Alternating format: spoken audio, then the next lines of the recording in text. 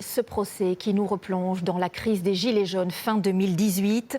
Depuis ce matin, 9 CRS sont jugés pour avoir violemment frappé des manifestants qui s'étaient réfugiés dans un fast-food. L'affaire avait fait grand bruit à l'époque.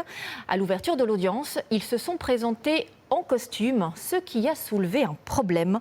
Léa Merlier, avec sur place Théo Prouveau et Brieux-Le Turmy. En uniforme, cordon militaire sur l'épaule, 8 des 9 CRS mis en cause arrivent au tribunal. Première tension, interruption de séance. À la demande des parties civiles, ils reviennent en chemise blanche, sans un signe apparent. Il y avait une volonté de montrer que les fonctionnaires de police ne sont pas des justiciables comme les autres. Elle attend ce jour depuis 7 ans. À quelques minutes d'entrer dans la salle, Manon est submergée par l'émotion. Ça va être la fin de cette histoire pour moi. Pouvoir tourner cette page. Vous appréhendez de les revoir Bien sûr, de les voir tout court, de mettre un visage. Le 1er décembre 2018, elle a reçu près d'une dizaine de coups de matraque. L'audience débute avec la diffusion des vidéosurveillance.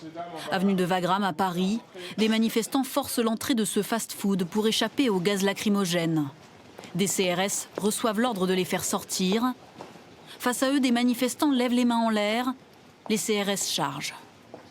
Coups de pied, de matraque. L'intervention violente dure 3 minutes. Comment justifier cette action des policiers ?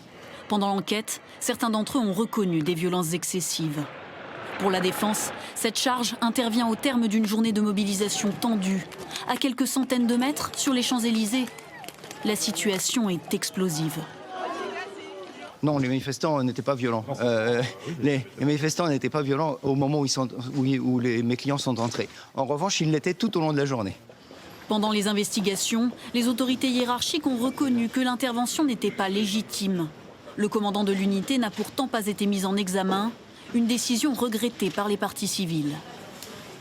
Ce qu'on attend, c'est de savoir pourquoi est-ce que des ordres comme ça ont été donnés, par qui, pourquoi est-ce qu'il n'y a pas de donneurs d'ordre qui sont jugés aujourd'hui. Le procès doit se poursuivre jusqu'à jeudi. Pour violences volontaires aggravées par personne dépositaire de l'autorité publique, les mises en cause risquent jusqu'à 7 ans de prison.